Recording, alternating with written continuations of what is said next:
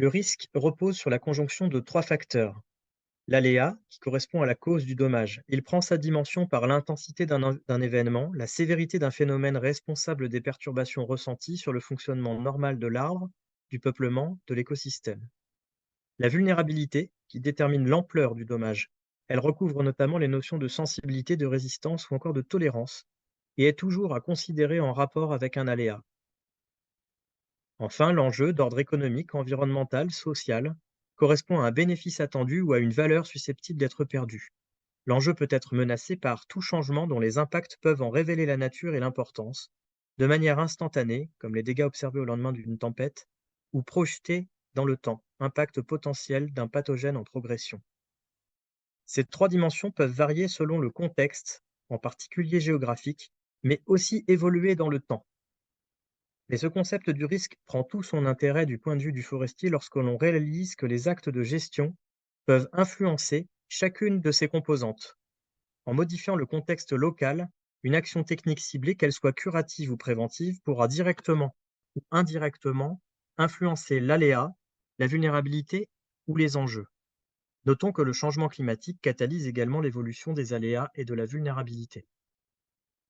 Par ce concept, il devient possible d'objectiver et d'estimer les risques de tous ordres, quels qu'en soient les aléas.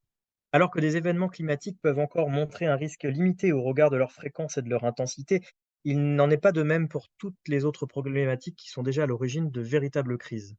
Par ailleurs, il existe des risques latents pour lesquels l'aléa ne s'est pas encore produit.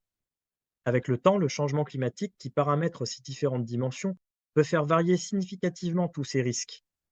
Ces évolutions peuvent être d'intérêt positif, cas de la calarose dont les risques faiblissent à mesure que la ressource en freine s'amenuise et que les conditions climatiques deviennent défavorables aux pathogènes, mais aussi d'intérêt négatif, cas d'organismes exotiques émergents ou de l'augmentation de fréquence d'événements climatiques extrêmes.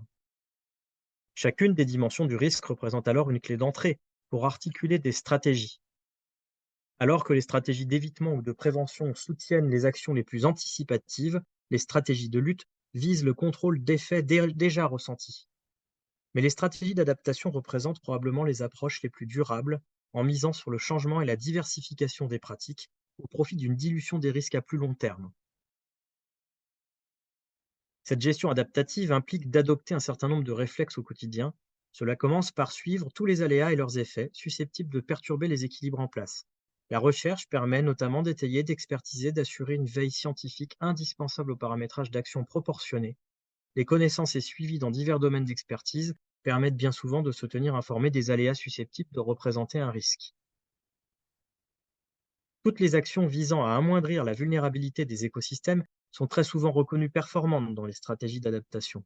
Cela passe d'abord par une recherche d'optimum de l'adéquation entre les essences, leur environnement et les pratiques culturelles qui les accompagnent.